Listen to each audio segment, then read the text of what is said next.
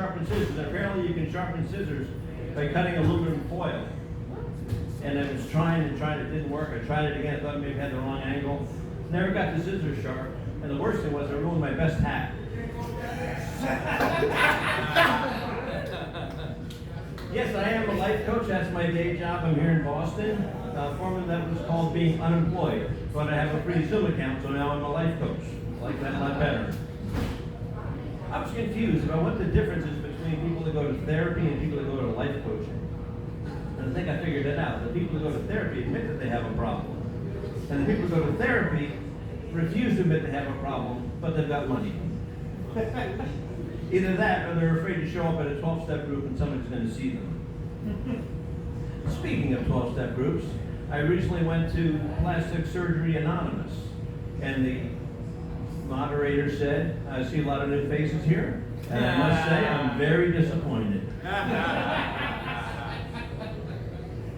As a life coach, job problems are a big thing about what I talk about.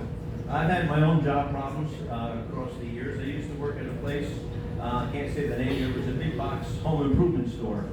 And it wasn't the orange one, it was the blue one. And one of the things that I really hated about the job was when I'd see a guy come in, clearly depressed, and I knew what he wanted. So I'd walk him over to aisle 14, here's the rope. From there I got assigned to something called loss prevention, and in loss prevention, I had to make sure that things weren't getting lost. It didn't help me though, because I lost my self-esteem in that job. And from there, it got so bad that I actually did go to a psych ward in New Jersey. I was in the VA psych ward, and part of that, anybody been to a psych ward other than me? Okay.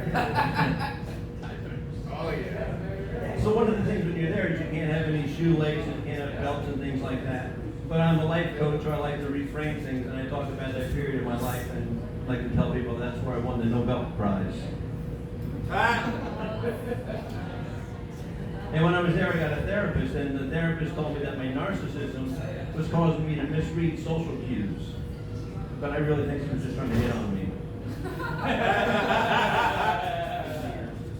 And life coaches get a bad rap for giving out canned advice. I've heard a lot of people giving quotes tonight, which I really appreciate, because I'm going to end with some quotes. Tyler, thank you for your Ernest Hemingway quote. I like that one a lot, and I like your twist on it. I like to put a twist on the quotes that I say, too. Yeah. So Margaret Thatcher famously said that if you want something said, ask a man. But if you want something done, ask a woman. And I like to say, if you want something said over and over and over again, tell your mother-in-law and tell her it's a secret. Alexander the Great said, I am not afraid of an army of lions led by a sheep. I am afraid of an army of sheep led by a clown. That's pretty scary. J. Paul Getty, he said that the formula for success is to rise early, work hard, and strike oil. But I think these days it's more like having an iPhone, a big chest, and duck lips. Winston Churchill said, if you're going through hell, keep going. And I also say, at the same time, do not roll down the window and do one of these, because you'll burn your arm. Confucius said, it does not matter how slow you go, as long as you just stay the hell out of the left lane.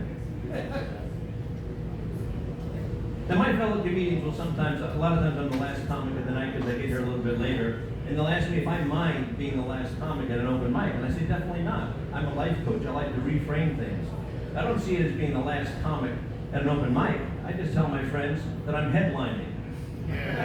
I give the rest of the time back to the room. Thank you, Tyler.